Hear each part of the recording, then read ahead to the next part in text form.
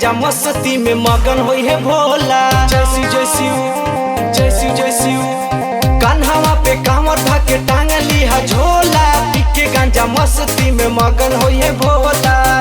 उन्हीं से बतैहा तू कहानी अपना प्यार के जइहा ढार के। बाकी अइहा जलवा ढार के जइहा ढार के। बाकी अइहा जलवा ढार के जइहा ढार के।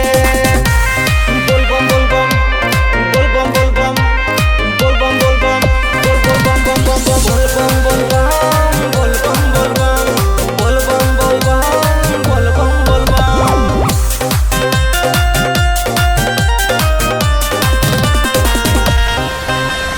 धारिल देवता मुनि जलवा सभे सवन में आवे हो। शिव शंभो त्रिपुरारी के आगे सभे माथ झुकावे हो।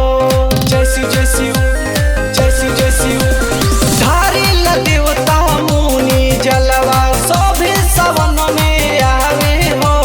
शिव शंभो त्रिपुरारी के आगे सभे माथ झुकावे हो।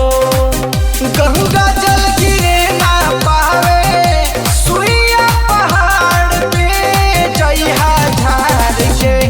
बाकी अइहा जलवा ढार के जइहा ढार के। बाकी अइहा जलवा ढार के जइहा ढार के। बोल बम बोल बम बोल बम बोल बम बोल बम बोल बम बोल बम बोल बम बोल बम बोल बम बोल बम बोल बम बोल बम बोल बम।